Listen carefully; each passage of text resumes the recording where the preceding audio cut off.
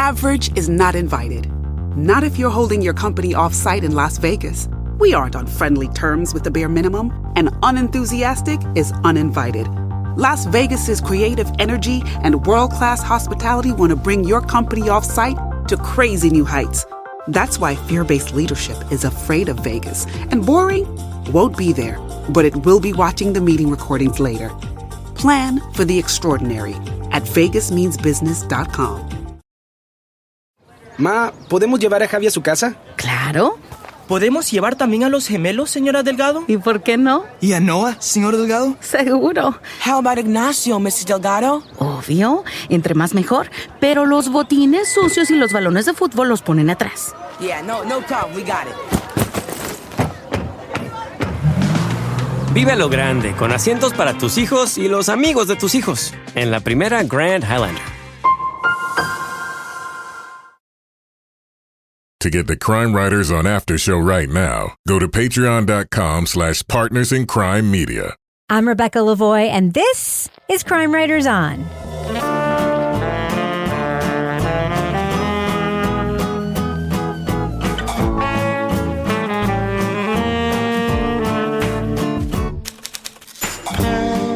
Crime Writers On is the original true crime review podcast that digs into true crime, pop culture, other podcasts. And on this episode, a journalist confronts her childhood of mysterious characters and sudden moves. Who was her family really hiding from? We'll review the CBC podcast, Run, Hide, Repeat. Joining me to get that done and more is true crime author, TV journalist, and host of the These Are Their Stories podcast, my husband and love of my life, Kevin Flynn. Hello, Kevin. Hello, Rebecca. Also with us is private investigator, certified pet detective, resident cat lady, and author of The Final Curtain, Laura Bricker. Hello, Laura. Hey, how's it going, Rebecca? It's going great. And finally, our captain of all things cynical, author of the City trilogy of novels, host of the Strange Arrivals podcast, and our Patreon Deep Dive Book Club podcast host, Toby Ball. Hello, Toby. Hello, Rebecca. Okay, so Kevin, this is Monday's Fine program. Yes, it is. What is coming up on Thursday's Fine program? I don't know. Oh. Well, that's a shame because we're recording it in like half an hour. Oh. We're going to be talking about season 2 of HBO's The Vow, or also known as The Vow Part 2. Also known as episodes like What Through What of The Vow, right? 10 through 15. Right. Because they just sort of have it as a continuation of The Vow, the way that it's cataloged. It'll go on forever. All right. Well, Kevin, I just want to make one clarification. Yes. I did get a note from the folks at the LAist about the podcast we reviewed last week. Oh, what is that? Okay. Imperfect Paradise, the Sheriff. Apparently, at one point in the podcast, they did give everybody credit who made the podcast. And so, like, my gripe about it, made by a bunch of us. I just want to say, I guess at one point they did, and I just didn't listen to all the credits of every episode, and I should have. Yeah. So, not everybody's like our listeners where they go through all the credits just to hear the blooper. But the one credits I did listen to, they didn't. Oh, no, I heard him say, by a bunch of us. And it's made by a bunch, which is cool because maybe all the podcasts should do that. No. I think in every podcast, people who worked on it should get credit. And I think that is just a practice in the podcast industry to not give producers who worked on things and reporters the credit they deserve. So, give people credit if they worked on your shit. There's no reason not to. I'll tell you, one of the big things that happened last week is we got a lot of discussion about dental procedures. Oh, don't bring it up. Some people don't like that. Some people don't like. Some people were amazed. They couldn't stop talking about it on Facebook. They either loved it or they hated it. It was very divisive. The whole thing about being Novocaine resistant, it freaked people out. It did. Some people are freaked out by that. There was other people who were also Novocaine resistant. Yeah, so it is true. So Kevin, our dental discussion was divisive in numerous ways, but I think it's time to put that one to bed. And we have like a really interesting podcast to talk about, so I'd like to get to it. What do you think? He caught me in the middle of a sip. Yes? Yeah. How about we do it? Let's run. Let's do it. I'm going to drop that first clip right now. Mom asked me to meet her at a gas station just outside of Sussex, New Brunswick. When I got there, she asked me to get into her car, and then she passed me a note telling me to be silent, take off my jewelry, and put it in an envelope. After a childhood of secrecy and sudden relocations, reporter Pauline Dakin's mother finally revealed the reasons behind their family's chaotic upbringing. Unbeknownst to the children, they'd been living in hiding from their father, a powerful figure in organized crime. They were trying to get Stan. and they were trying to get to Stan through Mom, and they were trying to get to Mom through us. He was the target, and she became the target because of him, and then we became the targets because of her. The Dakins had been protected for years by Stan, a family friend and federal agent posing as a preacher. Now an adult, Pauline is made aware of the ever-present dangers posed by the gangsters. But as the situation grew increasingly complex, Pauline learns the truth is darker than she thought. She wanted me to accept that everything she and Stan told me was true and follow them to a place I'd never seen, from which I might never be able to leave. The CBC podcast Run, Hide, Repeat is based on Dakin's award-winning memoir of her fugitive childhood. In the 5-part series, she confronts the family secrets and deceptions that followed her whole life. She attempts to answer the question, what was our time in witness protection really about? Spoiler alert, we are going to be talking about very significant plot points from all 5 episodes of Run, Hide, Repeat. So if you want to remain spoiler-free, go to the estimated time code in our show notes for our thumbs up or thumbs down reviews. And yes, this is a twisty and turny one, so you might want to remain spoiler-free if you do plan on listening and you have not yet listened. So Kevin, the beginning of this podcast is fairly disorienting, correct? It has a very suspenseful first-person narrative thing with lots of suspenseful music. And to me, it almost felt like I was listening to a Tannis situation. It was like things were unfolding and there was the suspenseful electronica music and I had no idea what the heck was going on. Did you have any idea what the heck was going on when you started listening to this podcast? Well, kind of. Yeah. I mean, we start off with an interesting opening scene. We learn that there is a secret and that it's about to be revealed and it must be a big deal. And then we sort of slide right into the family backstory, which fills up most of the first episode. So as far as being disoriented, I don't know. Maybe we're thinking of something else here. Not me. Toby, Okay. What do you think? Because I think the podcast did an incredible job of really putting me in the back of my feet for a while before I sort of had the sense of because I think the storytelling was suspenseful, frankly, for the first strong couple of episodes. Yeah, I mean, I guess I felt the way you did in that it's just weird stuff without much context, right? So you're trying to figure out why would they be doing these things and can this possibly be true? And somewhere around the second episode, you start to think, yeah, this is starting to push on the bounds of what I consider to be possible.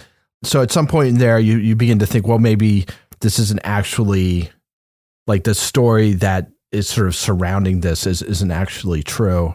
But yeah, I thought it was, my experience of it was that it was trying to figure out what the hell was going on for a good episode and a half. And then you start to suspect that, it's more of a ruse or a fantasy or something. And then you kind of see how that plays out afterwards. I'm curious as to what you thought about that pacing, Laura, because I will say, when we started listening to this podcast, we only had access to the first 2 episodes. And I was like, I need the rest of these episodes immediately because I've only listened to 2 and I need to know what the hell is going on here. What did you think? Well, they definitely, at the end of the second episode, when there was kind of the reveal in the, Bluebird Motel or whatever it was, I was like, oh, okay. So I wasn't as excited about that reveal as I thought I was going to be.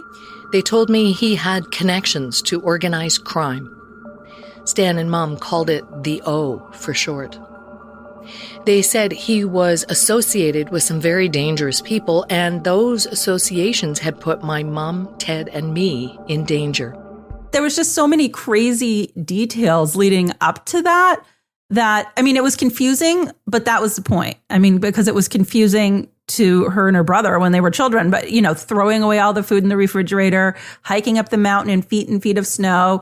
And they say we can laugh about it now. At the time, it was scary. And, listening to it, they reveal it's, the dad is in the big O or whatever. But some of those details really O. more. Yeah. The big Where was O. your head at, Laura Bricker? No, they called it the O. The O. They called the big O something else. It was in the big O. I think that's just our lingo, Kevin. I don't know if that's the world's lingo. I think it's the world's lingo. Yeah. But it started to be reminiscent of okay, this is somebody that's mentally ill. I don't know if you guys have ever heard that Moth Radio Hour story that's like my favorite one ever. The guy's name is like Edgar Oliver, and recounts his child. He's got this very bizarre accent. He sounds like he's from like Transylvania, and he and his sister were raised in like complete seclusion in Savannah. And when he talks about his childhood and you're hearing these same thing, they're like running, going out in the middle of the night. And you're like, what the hell is going on here? And then in the end, it's like, oh, actually, our mother was like seriously mentally ill. And that was why we had to do all this stuff. So, I mean, it did feel sort of discombobulating in the beginning. I guess that's the way, because I was like, God, this is so frustrating. Like, what the heck is going on? But again, I think that was the point of that setup. But at the same time, Toby, I find myself acutely aware listening to this podcast that I'm listening to a journalist telling the story. So I have questions, and I had questions later in the podcast about this. I have questions at the beginning about the trustworthiness of the information, because there are things that, as she reveals them, seem incredible, but also maybe possible, especially given the source of who is telling them to us. Do you know what I mean? I'm not sure, but I'll do my best. Yeah, like just the incredulity of it, and just the credulity of it, given the source of who is telling me the story. And then later I had questions about, wait a minute, should I have been given that information at that time? That kind of thing. Yeah. Yeah, so I think that's kind of the response that one of Pauline's friends has, and maybe like the second to last episode, where she says, I kind of trusted you because I knew you, and so I wasn't dismissing it out of hand. Yeah, I mean, I think, we've talked about this before, and I think it's a big, issue that people have to kind of confront when they're creating things like this, is how much do you hold back information? When do you let people know about things? How long are you willing to have people be confused about something that you aren't confused about? And I think it's tricky, right? Because if you hold back too much, you kind of lose the trust of your audience. If you give it up too early, it loses whatever suspense it has. So, it's sort of a balancing act. And I thought this did a pretty good job of it. I think my issues with the podcast don't really have that much to do with at what points they were letting you have information. But I was kind of aware while I was listening to it, especially once you figure out that things are not what they seem. There clearly had to be some decisions made about when are you going to start portioning out what appears to be the reality of the situation. And that for me was something that was interesting to listen to and try to get in their heads about how they were thinking about it. Yeah, I actually went back and listened to a portion of episode 2 again, because I wanted to make sure I heard what I thought I heard. And what she actually says at one point is that Stan was protecting us. She actually does say that, which isn't true. Well, it isn't true. We're in the spoiler part. It isn't true. Well, but that is the perception that she had at the time, right? And also probably the perception that Stan had. Like, correct. If you kind of take so they're both having the same perception, even though, and again, it gets complicated. It's like, if his intention is to protect them and she feels as though she's being protected, the fact that there's nobody actually out to get them doesn't really change the situation they find themselves in sort of psychologically, because they don't know that. Well, we'll talk about whether or not Stan believes this is true. Like, I'd like to talk about that in a bit. Kevin, I'd like to ask you about the formatics of this podcast, because we've listened to a bunch of other shows that are sort of like, hey, let's get a load of this story type shows. Yeah. In many ways, this is that type of a show. We've basically a person telling a fantastical tale. What do you think of this type of show telling this type of story? And in this podcast in particular, because in the past you have liked those shows. You liked the The Sneak. Yeah, you've liked those kinds of shows before. Yeah, I mean, I wouldn't drop it squarely in the middle of that subgenre of the get a load of this guy. It does share some of its inspiration with podcasts like Disorganized Crime and Relative Unknown, which are, sort of kids trapped in the criminal enterprises of their parents, right? And so, like, for me, you have the opening scene, there's going to be a big secret revealed, and based on the title of the podcast, it isn't a surprise that they are on the run and the kids don't know it. Like, so none of that was a surprise to me. right away you're like, okay, well, what is this about? Why are they running? Who are they running from? Where are they going? What is this exciting journey going to be? And I didn't quite get that, right? I just felt like I knew, okay, well, this is going to be some situation where they are on the run. So the story about what happened in the basement where we woke up and there was a big commotion, we get an explanation later on what that was, but that explanation's false. Yep. So it has some interesting things. I don't know, was there a point about the formatics you thought I was going to bring up? Well, yeah, because this is basically, a lot of this is a first-person narration. Yeah, so it does rely a lot. I mean, this is based on her memoir, right? So a lot of this does rely on her writing and her narrative style. It does have a couple of interviews like mixed in there. So it's not bad, but sometimes it mistakes like those parenthetical descriptions of what was going on, with moving the action forward. It's a very Canadian style of storytelling, which we've talked about, and I don't think it moves it along fast enough. Wow, I actually strongly disagree with you on this point. I think... I figure you would. Yeah, I actually... This sounds like one of those right guys that Rebecca has more to say about it and would actually wish that people were asking her questions. No. I will say, I really loved the style of this podcast. I typically don't like the first-person narrative, let me tell you what happened to me shows. I really typically don't. I just thought this one was produced so beautifully. I also, especially, as you know, don't like podcasts that are scored in the entire time people are talking. But this one was done so well. And it has scoring that reminded me a lot of another podcast that was scored almost completely through that was also produced by the CBC, was Hunting Warhead. It had a very similar percussive electronica score that I thought made the storytelling and the writing really sing and work. I just never heard a story like this told to me before. I don't know. So yeah, it definitely worked for me on that level. So, Kevin, let's just take a quick break from talking about this for a second. Because we do have some business we need to do. Oh, absolutely. We always have business. Yeah. Got to keep this train rolling with some business. What about going on our Patreon? All right. In our Patreon right now, we have the Crime Writers On After Show. This week, we are going to be talking a little bit about deceptive advertising. Ooh. We're going to be talking about it in Crime of the Week, too, but we've got a whole different story about deceptive advertising and podcasts. All right. You're going to tell us a little bit about that? I won't. See, that's deceptive. What else you got going on, Kevin? What else we got going on? Well, Toby Ball is getting all of his army ready for the next Toby Ball's Deep Dive Book Club. And so there's homework that must be done. We must read up to be ready for the next episode. Toby, what's the next title? It is The Premonitions Bureau by Sam Knight. And please don't ask me anything about it, because I have not started yet. It sounds like the kind of title that would be in the City trilogy, to be completely honest with you. Yeah. Yeah, what was it? It's like the Correction Bureau? Yeah, well, I think it's about sort of what it sounds like, which is people who have premonitions and what we kind of make of that. This may be sort of fairly distant, adjacent to true crime, but it seems super interesting. So here we are.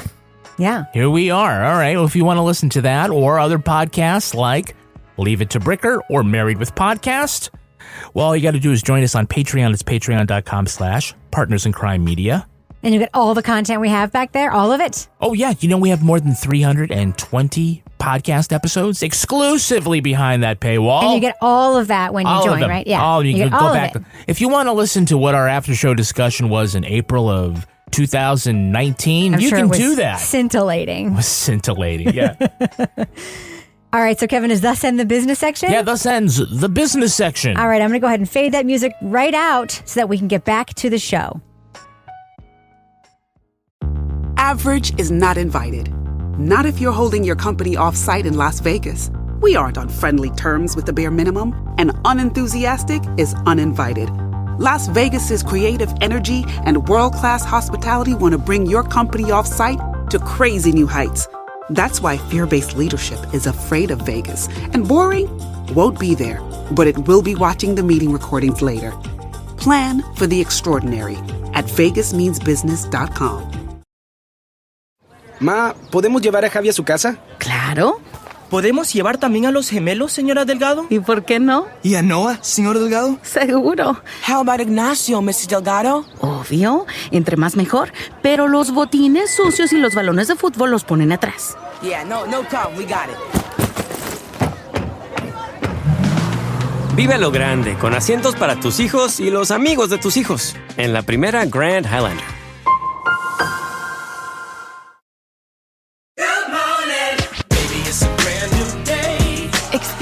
a different tomorrow with Norwegian Cruise Line. Book today and get 50% off your cruise to Alaska, Europe, and beyond. Plus, everyone can enjoy their vacation with free unlimited open bar, free specialty dining, and more. Visit ncl.com, call your travel advisor, or 1-888-NCL-CRUISE. Offer ends soon. Norwegian Cruise Line. Ships registry the Bahamas and USA. Restrictions apply. The rest of my life gonna start today. So can we get back to the show now? Of course we can. And Laura, I wanted to ask you something because it was a part of the podcast that made me think about you an awful lot. Okay. Because there's a lot in here about Pauline and her upbringing and secrecy in the family, which is something that you have talked a lot about in your life and your family and a lot of things that happen. And you've talked about it on the show, so I'm not like outing you in any way. Yeah, no, absolutely. Yeah. What do you think of the picture that she paints here in terms of her upbringing and also in her mother's upbringing? Because that's another layer here that we hear about in the show. Yeah, well, I think to me, it rang very true when she's talking about, number one, her upbringing, giving her the resilience that she needed to survive the chaos, which is something I can really relate to. Kind of reminds me also of that book, The Glass Castle, very similar sort of story. But never telling the family secret as a coping strategy, also very true, and keeping on like the happy facade and the happy face. So a lot of times when people are in that situation, people don't even realize it because the children or the wife or whoever are so good at keeping that secret that it appears everything is fine. And so to me, that part rang very true. And I thought bringing in the backstory of Pauline's mother and how she married the father, and she's coming from this somewhat more innocent, small town background compared to him. And they describe him as being part of like the Mad Men years, which was a very good visual. And to me, just brought to light, the liquid lunches and the abuse and everything. And so I think hearing that definitely set up how it was that she was so easily manipulatable. Is that even a word? Manipulatable? Yeah, sure. By Stan when she gets with Stan, because she's coming from, you just trade one dysfunctional situation for another. So she's coming from the father, Pauline's dad, who's verbally, physically abusive, to Stan, who seems like passive and gentle, and he's a preacher or whatever, drawing her into his orbit, which is just dysfunctional in a different way because you have those sort of patterns that you just keep going back to. So I thought that was very interesting. Yeah, but the difference in this one, Laura, is that the secret is also a lie. So you're keeping a secret, but you don't even realize that your secret is actually a lie. Right. So you've got a layer on top of a layer, which makes it an interesting story. So, Toby, one of the things that occurred to me was that when Pauline starts receiving all of these letters as an adult, which we later find out are not really written by all these relatives that she has allegedly been separated from, by being on the run, by them hiding in this special Tanis safe place that has been created by this government agency to both prosecute and harbor people. So, the letters. June 28th, 1989. Dear Miss P, thank you so much for your letter and the openness with which you tell me of your problems. As you've probably concluded on your own by now, it was Stan, it had to have been Stan, who wrote this letter, and amazingly, all of the other letters that came to me and Mom too. This is basically a pre-internet form of catfishing, is it not? All these identities that have been created by one person to communicate with Pauline to bolster a false narrative. Yeah, so this is something I and maybe I missed it in the final episode, but I couldn't quite wrap my head around, was this must have taken a ton of time. And she talks about how he came up with like different handwriting for each different person and made it consistent and all this stuff, and I guess we'll talk about this in a minute, but this idea that he was delusional, which is fine. Like maybe he thinks there's some situation. I don't know how that relates to intentionally writing like literally hundreds of letters from like a dozen different people or whatever, trying to convince somebody that your delusional reality is in fact real. And in such a way that it's just so, it just gets so bizarre, with people being replaced by actors who have cosmetic surgery so they'll look more like, your dad is like, oh, that's not really my dad. It's just an actor. It's just bizarre. So, yeah, I kind of, and we can talk about the issues with the ending and the kind of conclusions, but this just seemed like I couldn't quite figure out, in the end, they try and kind of tie everything up in a nice bow, and nobody was really malicious. Everybody was just kind of deluded or mentally ill or kind of brought into this sort of group delusion. And this to me seemed difficult to explain that way, unless I completely missed something, which is always a possibility. It reminded me a lot of them trying to figure out in Sweet Bobby why the cousin did everything she did and being like the why, the how, the why. And there just really is no answer. And the answer really is to bolster the lie. And the letters really seem to be the key as to why other people bought Pauline's story. Pauline was able to convince not one, but two men that she had long-term intimate relationships with that this was true. She was able to convince her best friend, not able to convince them because she actually thought it was true. Her best friend, who was an award-winning journalist, believed that this was true. Because they believe her. Right. Because this was a convincing narrative. Yeah. Like, this guy was good at this. That's all I kept thinking of. Like, this must have been really well done. Oh, yeah. Obviously. Pre-catfishing, catfishing. Obviously, if you can keep this going for years, it's one thing to fool the kids. Mm-hmm. It's another thing to fool your wife, partner, girlfriend, whatever, whom you are with all the time. Yeah. He's not like playing secret agent man 24 hours a day like around the house. Like, I don't think I can clean up the kitchen table because I might be getting this. It's only like sort of what it comes upon. And Toby, what you said kind of like really making me think because, I kind of like said to myself after listening to the last episode, I guess maybe it does make sense that he is having some delusions. But the idea that in furtherance of that delusion, you are lying, and that writing a bunch of letters, faking out all these other people, sounds less like a delusion and more like an admission that he knows everything is a lie. Yeah. And needs to do something to perpetuate the lie, as opposed to perpetuating a delusion. Yeah. I'm coming to this review thinking, oh yeah, well, it is one thing to think that Stan believed partially in what was happening and that it wasn't just an elaborate ruse. But now I'm kind of wondering a little more, is this whole world of we're running from people, is it delusional paranoia or is it just he's a fabulist? I kept thinking, Laura, that if only they hadn't entered the part about the doubles, this might still be going on. Yeah. That was like when Pauline started to doubt it. That was when, like, as a listener, I was like, no fucking way. This is a twist. Okay. Because that was, I don't know about you, Laura, but that was the moment. I was already doubting it, but that was the moment where I was like, no, there are no doubles. This is not Invasion of the Double Snatchers, right? Well, I mean, that's like segueing into a Toby Ball UFO podcast right there. But to me, it's just like, talking about him pulling this off. And it's like, not necessarily like crime. It's like mental illness at its finest here. And I don't mean finest. I mean, like, this guy is clearly, Stan, got something going on that he's weaving this web around him that he's able to draw not only his wife, but, Pauline's mother and brother and everybody into it. And it's really fascinating when you hear of somebody that is that charismatic that is able to pull that off, Isn't it possible that what he has going on is like an extreme case of like narcissistic personality disorder? What he also has going on is a really good ability to have two marriages at the same time. And this is how he did it. Good for him.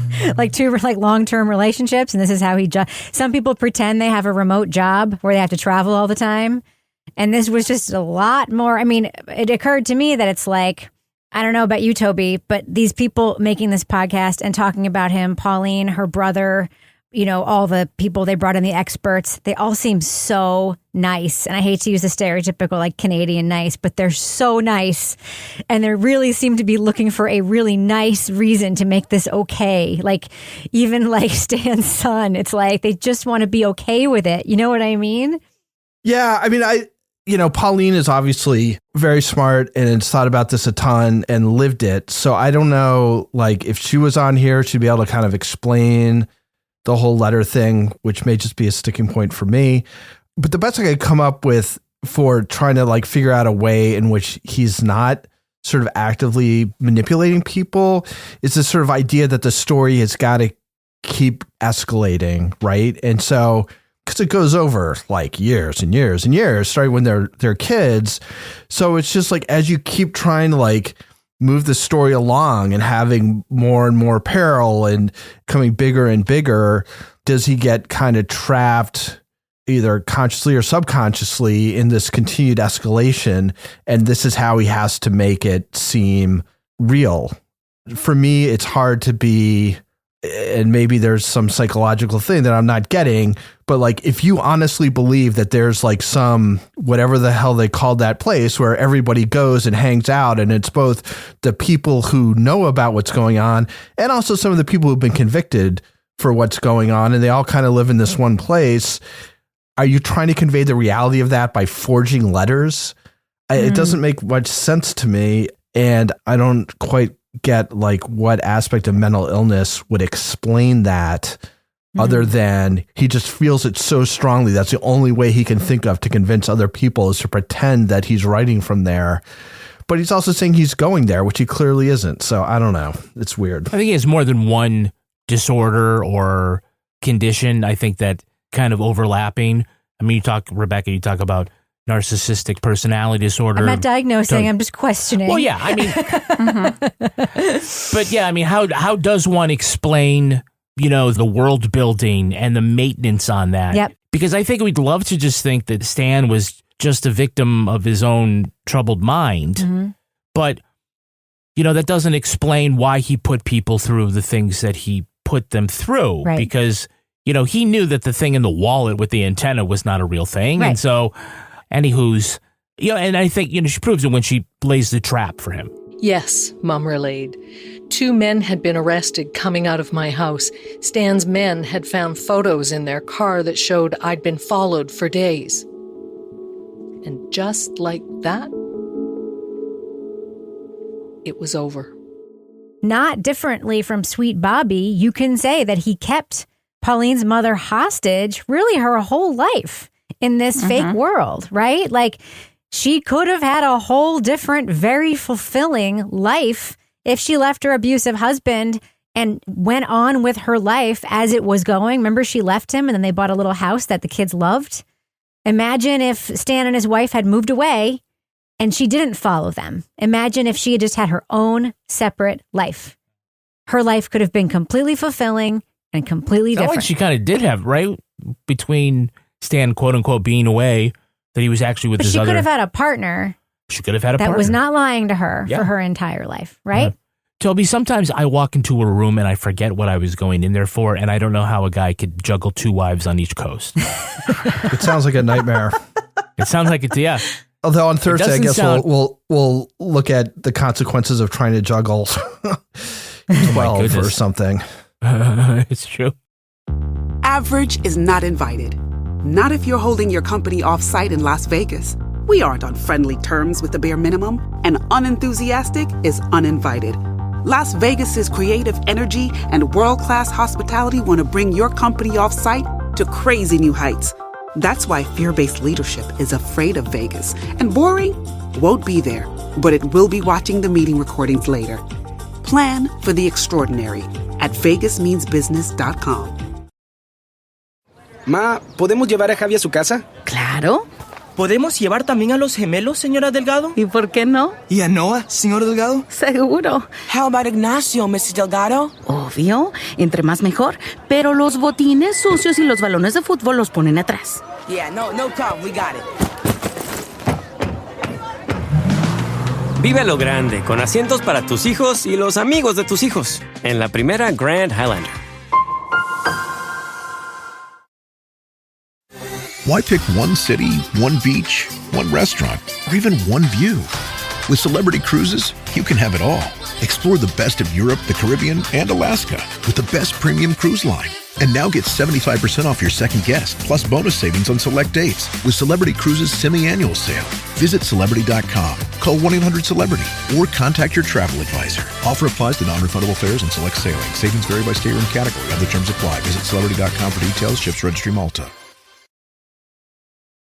All right, let's do what we do. Let's let our listeners know, should they check out Run, Hide, Repeat. It's a new podcast from the CBC. Laura Bricker, what do you think? Thumbs up or thumbs down for this show?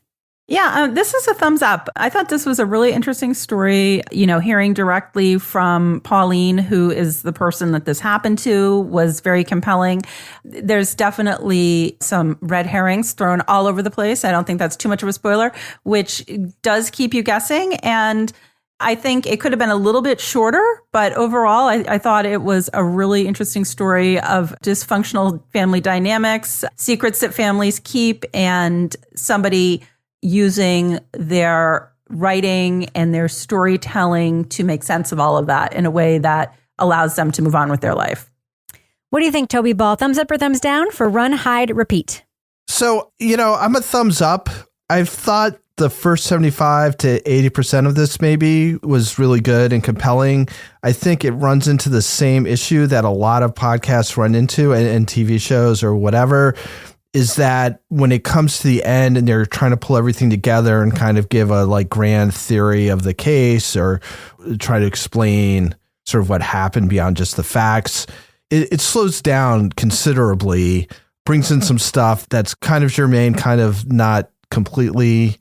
And I found the explanation that they kind of come up with to be a little bit too rosy to my mind to fit the actual facts as they were kind of laid out. So I found that a little dissatisfying. That being said, everything up until then, like the actual story that she tells, I thought was interesting and compelling.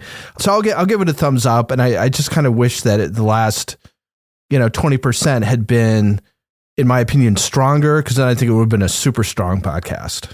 Kevin Flynn. I got to go thumb sideways on this. I think that the story in of itself is interesting. There's intrigue. There are a couple of big reveals. It's based on a very well-regarded memoir by Pauline.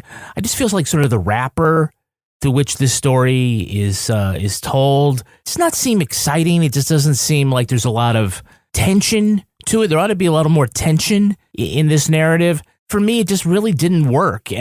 But look, it isn't horrible. And I think that Pauline does tell an interesting tale. And I did think that when she started to dig into her mom and Stan and whatnot, it just kind of proves that this is really a story about family, not so much a story about intrigue.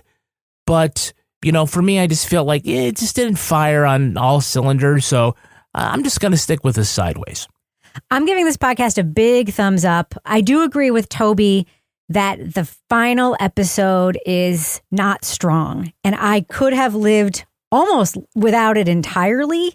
I think there are small parts of the final episode that I would have perhaps kept, but not the conclusive tying up stuff. I don't think it was actually necessary to delve into that stuff, to have those conclusions at all. Everything up to then, unlike Kevin, fired on all cylinders for me. For some reason, this podcast super resonated with me, in large part because of the way it was put together. It's very exciting for me to hear something that I have never heard anything like before. And this is one of those shows. It sounded fresh to me. It sounded new to me. It's unusual to hear one person talking for so long and having it actually be interesting and suspenseful and exciting. And the story is freaking bananas. If you like podcasts that have a story where you're like, what the hell is going on here? There's a very good chance you'll like this podcast. So big thumbs up for me overall for Run, Hide, Repeat.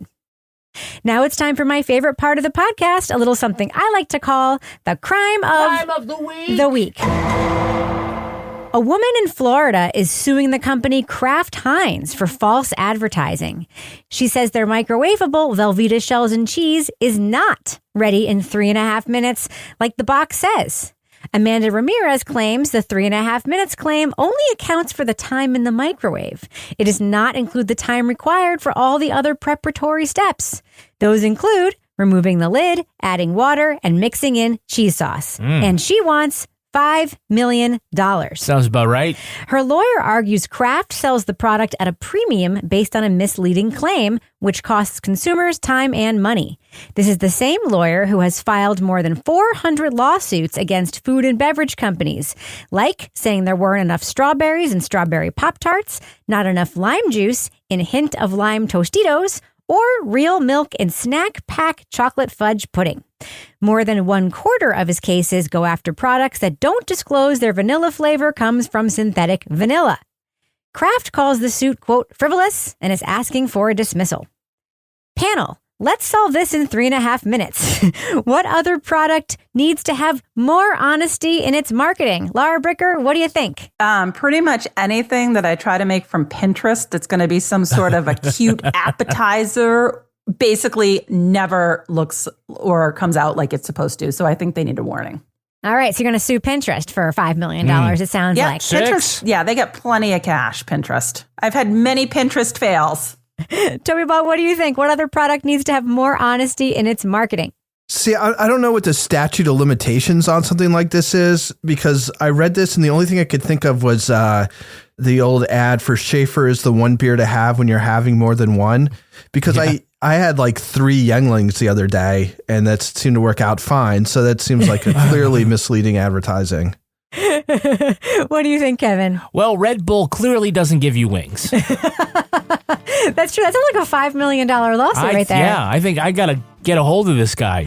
All right, Laura, folks want to reach out to you on social media to help give you tips maybe on how to improve your Pinterest replication skills. How can they find you there? They can find me at Laura Bricker. And Toby Ball, what about you? How can you be found? At Toby Ball NH or on Mastodon, which I haven't gone on in like 3 weeks since I set it up. I think it's at Toby Ball NH at mstdn.social. Perfect. How about you, Kevin? I'm at twitter.com/Kevin P. Flynn. Do you need a www before the Twitter? Oh, people know that part. HTTPS. www.twitter.com/Kevin P. Flynn. Backslash. You say backslash. Is it a backslash or a forward slash? It's important though, right? And if you want to follow me on Twitter or Instagram, you can find me at Reb Lavoie. I'm setting up panels other places, but I'm doubtful that I'll ever use them.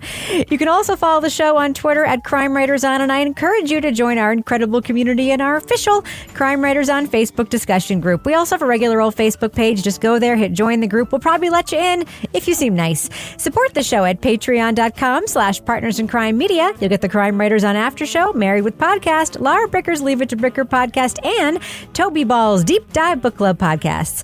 Our theme song was composed and performed by Ty Gibbons. Our line editor is the wonderful Olivia Burdett. The executive producer of this fine program is Kevin P. Flynn.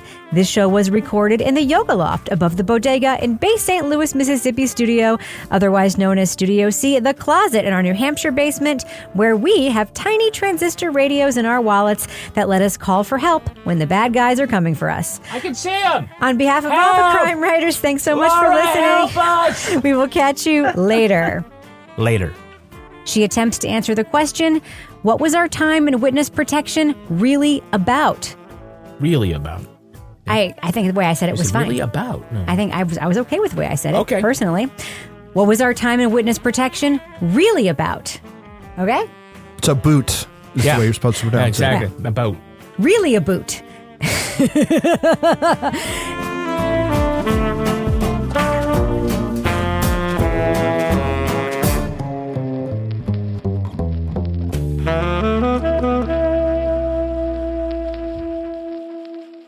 Partners in Crime Media. Ma, ¿podemos llevar a Javi a su casa? Claro. ¿Podemos llevar también a los gemelos, señora Delgado? ¿Y por qué no? ¿Y a Noah, señor Delgado? Seguro. How about Ignacio, Mrs. Delgado? Obvio. Entre más mejor. Pero los botines sucios y los balones de fútbol los ponen atrás. Yeah, no problem. We got it. Vive a lo grande, con asientos para tus hijos y los amigos de tus hijos, en la primera Grand Highlander.